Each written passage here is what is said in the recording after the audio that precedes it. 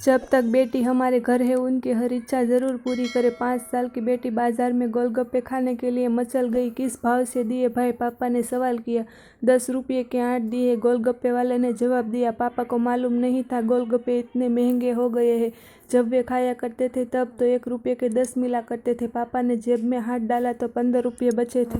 बाकी रुपये घर की ज़रूरत का सामान लेने में खर्च हो गए थे। उनका गांव शहर से दूर है। 10 रुपये तो बस किराए में लग जाते हैं। नहीं भाई, 5 रुपये में 10 दो तो ठीक है, वरना नहीं लेने।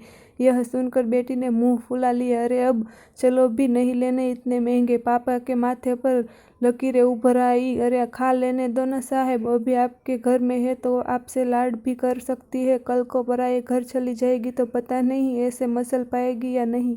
तब आप भी तरसोगे। बेटिया की फरमाइश पूरी करने को गोलगप्पे वाले के शब्द थे तो सूबने वाले, पर उन्हें सुनकर पापा को अपनी बड़ी बेटी की याद आ गई, जिनकी शादी उसने 3 साल पहले एक खाते पीते पढ़े लिखे परिवार में की थी। उन्होंने पहले साल से ही उसकी छोटी छोटी बातों पर ताना शुरू कर दिया था। 2 साल तक वह मुट्ठी भर भर के रुपये उनके मुंह पर ठूसता रहा, पर उनका पेट बढ़ता ही चला गया।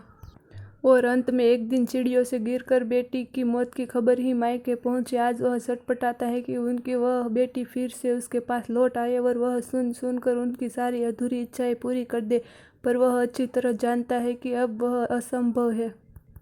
दे दूं क्या बाबूजी? गोलगप्पे वाले की आवाज़ से पापा की तंद्रा टूटी। रुको भाई 2 मिनट। पापा पास ही पसारी की दुकान थी उस पर गए जहां से ज़रूरत का सामान खरीदा था।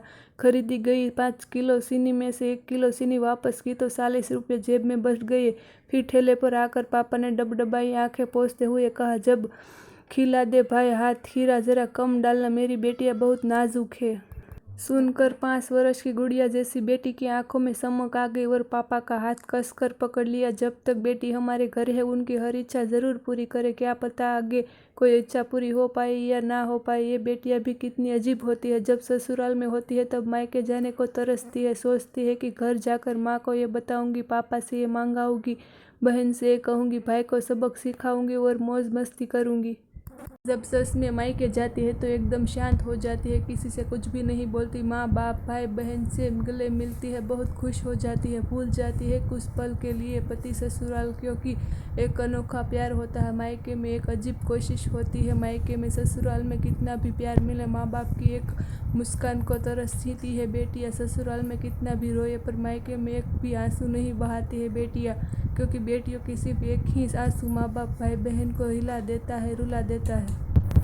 कितनी अजीब है ये बेटियाँ, कितनी नटखट है ये बेटियाँ। भगवान की अनमोल देन है बेटियाँ। हो सके तो बेटियों को बहुत प्यार से उन्हें कभी भी न रुलाए, क्योंकि अनमोल बेटी 2 परिवार जोड़ती है, 2 रिश्तों के साथ लाती है अपने प्यार और मुस्कान से। हम चाहते हैं कि सभी बेटियाँ खुश रहे हमेशा, भले ही हो मायके में या ससुराल में। खुशकिस्मत है वो जो बेटियाँ के बाप है, उन्हें भरपूर प्यार दे, दुलार करे और यही व्यवहार अपनी पत्नी के साथ भी करे, क्योंकि वो भी किसी की बेटी है और अपने पिता को छोड़कर आपके साथ पूरी ज़िंदगी बिताने आई है। उसके पिता की सारी उम्मीदें सिर्फ और सिर्फ आपसे है। जब तक बेटी हमारे घर है उनकी हर इच्छा ज़रूर पूरी करे।